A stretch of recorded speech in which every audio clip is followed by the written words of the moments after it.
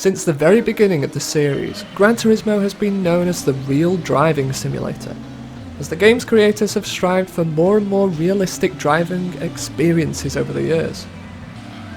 And even when the original Gran Turismo was released in Japan back in 1997, the focus was very much on making the driving experience like real life, as much as the technology at the time would allow. However, things actually changed a little when the North American and European versions of the game were released in early 1998. For some reason, the physics in arcade mode were changed and made different to the arcade mode in the Japanese version of the game. They became, well, more like the physics of an arcade game, with the cars being way faster than they were in Gran Turismo mode, and having better handling as well. But how fast were they compared to their own counterparts in GT mode? In this video, we're going to find out. I'm going to set a time on arcade mode and then set a time with the same car on Gran Turismo mode. And then also set a time with the same car on Gran Turismo mode, but with all of its upgrades applied, besides racing modifications, as you can't get those on arcade mode. Okay, so the first of 5 tracks I've picked out is good old High Speed Ring, and I'm driving the TVR Cerbera. Here we go. Okay, coming up to the start finish straight, and away we go. Into the first corner now. No real problems getting through here at all, staying in 5th gear, losing a little bit of speed obviously as we turn the corner, going a little bit wide on exit, but I don't really think it costs you that much time.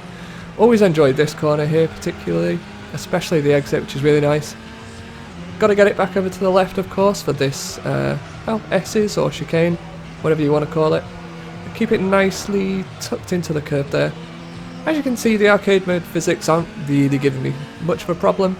And I should say as well, I'm not trying to set the best possible lap here.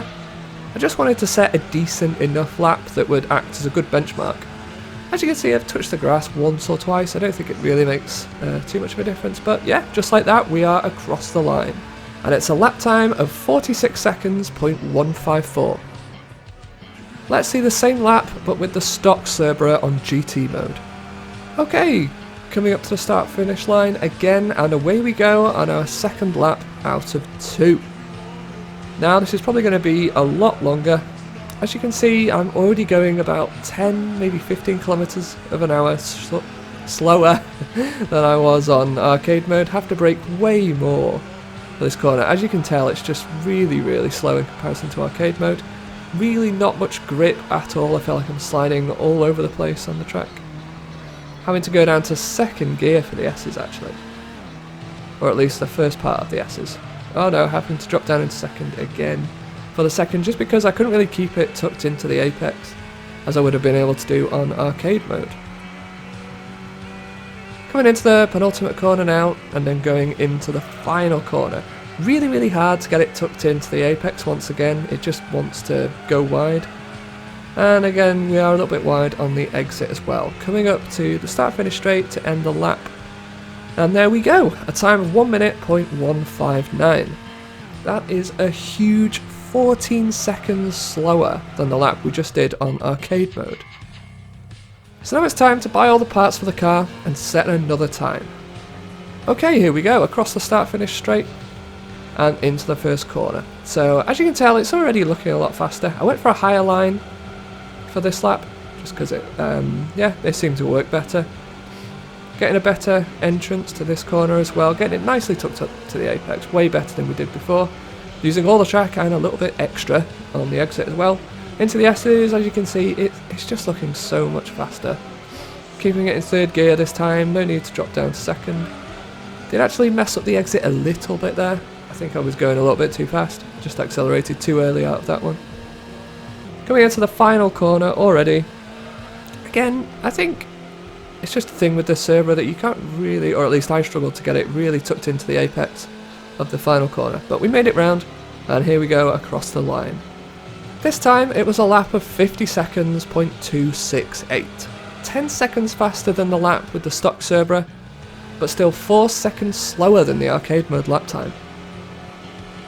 Stock GT mode time was 1 minute .159, the fully upgraded GT mode time was 50.268, and the arcade mode time was 46.154.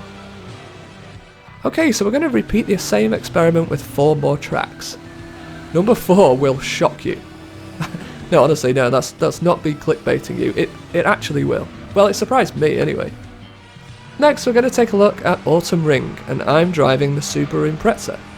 Probably my favourite car from arcade mode, actually. Coming up to the line now to start the lap, and here we go. Braking for the first corner. The Impreza just has unbelievable handling on arcade mode. I mean, don't get me wrong, it's still a really good car to use on GT mode, but for me, it's probably my favourite car on arcade mode, and Autumn Ring, definitely a contender to be my favourite track as well. But anyway, let's try and narrate the lap. So, yep, into the second hairpin. Now coming down, this corner's quite interesting actually, there's an odd bit of camber on it, I think. But generally, there aren't that many corners on Autumn Ring which will cause you problems. Over the jump, of course, only present on the arcade mode version of the track. Coming round the big kind of slow hairpin now. This is always a fun section. You can almost take it flat in a good enough car like this one, so it's really fun. This corner can be tricky, so I was a little bit wide there. Obviously the best line is to get it really nice and tucked up close to the wall. But here we go, and across the line. And we record a lap time of 57.147. Let's check out the same lap, but with the stock Impreza from GT mode. Okay, and across the line to start the lap. Braking for the first corner, as you can see we have to brake a lot earlier, and a lot heavier as well. Heavier? Heavier. Going around here, you can just tell from looking at it, it's so much slower. Cutting the corner a little bit there, I'll pretend nobody saw that. Having to brake quite early for this corner as well, just to get the rotation of the car and get it turned in. Braking now for one of several hairpins on the track, struggling to get the car to brake in a straight line there actually.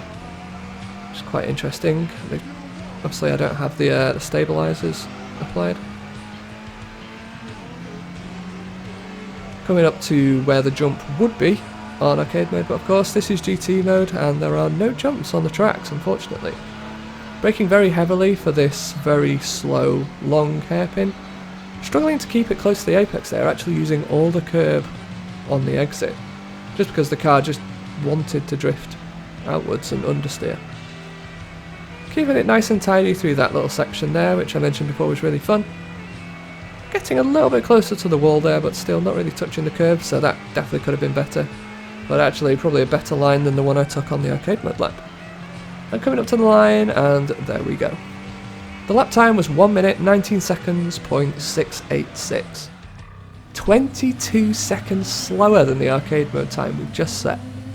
Finally, we had the lap time set on GT mode, with the same car, but with all its parts installed besides racing modifications, as you can't enable these on arcade mode of course. Okay, coming up to the line, and away we go on our lap. Braking a lot later for the first corner this time. Rotation was a little bit better though, still had a couple of issues braking there. Going through this section here is pretty much flat out, with a short lift I think. Oh, getting a bit of a wiggle on in that corner, wasn't ideal, but decent enough. Braking for one of several hairpins, getting a nice late apex there actually, which seemed to work quite well. Yeah, never particularly enjoy that corner there, as I say, feel like there's like a weird bit of camber on the inside which just kind of sends you off to the outside. Braking for the long, tight left-hander. The exit was a bit better there actually, it wasn't quite as good as I would have hoped. This section once again, which I particularly enjoy, another kind of late apex there, for the last part of that sequence. Again, getting it slightly tucked up to the wall, I think maybe slowing down a little bit too much for that corner, could have been slightly better. But, there we are, across the line. And we end with a time of 1 minute 6 seconds .540. Still 9 seconds slower than the arcade mode time. The stock GT mode time was 119.686. The fully upgraded GT mode time was 106.540. And the arcade mode time was 57.147. Next up is Grand Valley East in the Dodge Viper GTS. Again, we'll take a look at the lap time set on arcade mode first. And here we are, barreling down the start finish straight and across the line to start the lap. Coming over to the right hand side here, I do actually quite like the AI's line for braking into this first corner, and for me I think it's probably the toughest braking zone on the entire game. Really, really difficult to get right. As you can see, I wasn't kind of consistently braking there. Anyway, lap's going okay so far. Across the jump, which is, in my opinion, really, really awkwardly placed. I really don't know why they decided to put the jump there. Slowing down a little bit too much for the hairpin there. If I could redo this lap, which, to be fair, I could have done. That is definitely one thing I would change about it. This section here is actually trickier than you might think on first inspection. Made around it okay. And then the final corner is basically just flat out using all the curb on the exit. So all in all, pretty short lap coming up and crossing the line now. Recording a time of 50.047 seconds. Okay, same car, same track, but on Gran Turismo mode now. Okay, coming up to the line again and starting the lap. So in theory the hairpin should be a little bit easier because I'm carrying way less speed, but then the car isn't nearly as stable as it was on arcade mode, making the braking zone pretty difficult. And as I mentioned before, it's probably the most difficult braking zone on the game regardless. Braking quite early for this right-hander here, just making sure I get the rotation. Bit wide, but again taking a late apex, actually setting us up quite nicely for the hairpin. Oh, and the Viper just does not want to stick to the inside there, having quite a bit of understeer, going a little bit wide on the exit. Coming up to the tricky sequence there, couldn't really get the car turned in for the first corner, but managed to hook the other two corners up alright, actually running a wheel on the grass on the inside, not ideal. And again, the final corner, still flat through there. On the start finish straight now, coming up to the line, and there we go. And we cross the line with a 1 minute 3 seconds .761 lap time. That's some 13 seconds slower than the previous time we set, but a closer margin than we saw on Autumn Ring. Again, let's see if we can match the arcade mode time once we've installed the Viper's performance upgrades. Okay, across the line, and here we go to start the lap. Again, coming out to the right and bringing it all the way back to the left. Again, not really able to brake in just one successive motion, having to kind of take my foot on and off the brake as I just try to keep the car steady. Again, braking slightly early for that right-hander.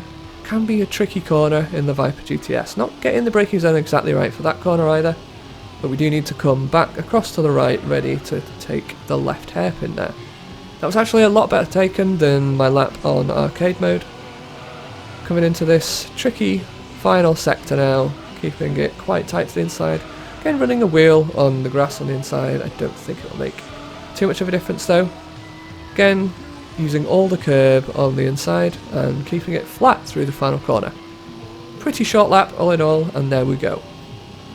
And the upgraded Viper sets a time of 55 seconds .350, just 5 seconds shy of our original arcade mode time. The stock GT mode time was 1 minute 3 seconds .761. The fully upgraded GT mode time was 55.350. And the arcade mode time was 50.047. Okay, the penultimate track we're going to visit is Trial Mountain with the Chevrolet Corvette Grand Sport. Starting out on arcade mode again, here's the lap. And here we go, across the line to start the lap. Quite a fun sequence of corners this at the start of the lap, but don't take too much curb on the first and second corners there, otherwise it can pretty much decimate your lap. Keep it nice and tucked in here, don't go too far to the right because we need to get back to the left for this corner, which is pretty tough. It's one of those kind of off-camber corners again, and it has a particularly high curb on the inside, which will just kind of flick you off it if you take too much of it, and you'll probably end up in the wall. Anyway, nice and neat through there, and now here we are on the back straight going through the tunnel, and then going under the trees. So on arcade mode there's an extra jump here which you can see, which actually kind of messed up my my braking zone there. It's actually way too close to the inside, so thank you jump for that. Then we get this fun twisty section here, resulting in this sort of semi-difficult corner with that floating tree on the outside. Now braking into this hairpin here. It's a really nice braking zone actually, as you kind of come into the bottom of the hill as you brake. And here we are, just coming down to the famous yeet chicane.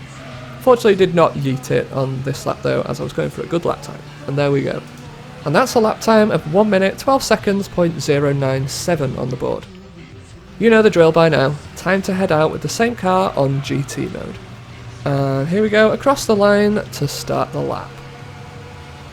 So actually braking a little bit for the first corner there. Obviously we don't have any performance upgrades installed. Braking again actually, and actually going down a gear. Quite a tough section for the unmodified Chevrolet Corvette. Again, like the other times, you can see how much slower I'm having to go just to kind of keep the car hooked up to the apexes. Again, round one of my absolute least favourite corners, so I don't think I ever really got that truly right. I mean, I imagine you want to get as close to the curb on the inside as possible without taking too much of that curb, because it can be very dangerous. Anyway, right across the infield there, which you're allowed to do, of course. So get it nicely hooked up for that corner, going through the tunnel and now under the trees. Of course, no jump here on GT mode, so nothing to kind of mess up your braking zone.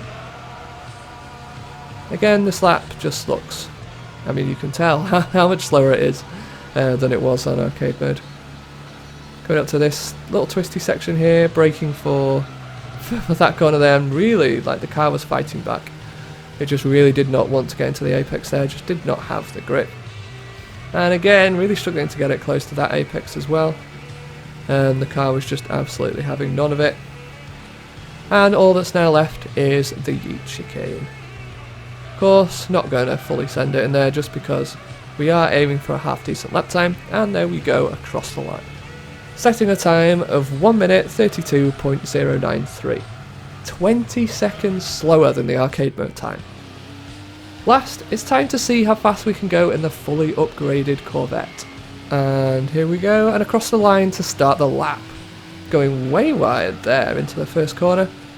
As you can tell, it's looking so much faster already. Keeping it nice and tucked up. I did actually have to brake a little bit.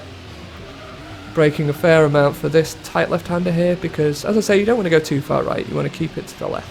Just to give you a good braking zone for this corner here. I actually did brake probably too much there, but that did mean that we could get it tucked up nicely to the inside. Again, don't want to go too far left there, because we're going to have to go back to the right in order to take this corner here. Here we go, under the tunnel on the back straight. Never much to commentate on the back straight really, because obviously it is just a straight with a couple of bumps in it anyway. Braking for, I guess, I don't know whether to call it a hairpin. It's not really a hairpin, but the corner on the end of the back straight. And here we go, back into this little twisty section that ultimately culminates in the last hairpin on the track. Under the floating tree there, always good to do that. And here we go, really nice braking zone. Taking probably too much curb on the inside. It is one of those high curves that can just bounce you off it if you take too much of it. And here we go, down to the yeet chicane. We do actually yeet this one a little bit, which means we actually touch the wall on the exit. But it's a very short run to the line after that. And we cross the line, and it's a 1 minute 3 seconds .586. Almost exactly the same time as we set on arcade mode. And that's a lap time of 1 minute 16.136. Just 4 seconds shy of the arcade mode time, showing that the Corvette Grand Sport really gains a lot from its upgrades. The stock GT mode time was 132.093. The fully upgraded GT mode time was 116.136. And the arcade mode time was 112.097.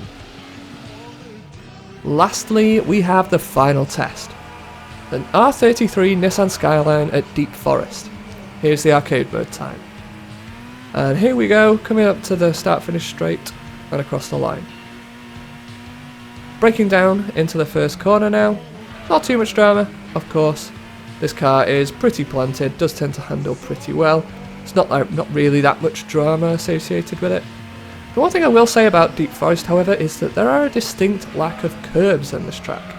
So yeah, if you have to get really tight to the apex, of course, but then you do obviously risk touching the grass in the infield, which would slow you down. Lovely sunset as you come through this section of track. Blind entry to this corner, which is actually the first of 2 left-handers. Again, you can use as much of the infield as you like on that second one, but that fence does jut out on the exit, so do be careful of that. under the tunnel on the back straight. Braking now for one of the toughest corners on the course.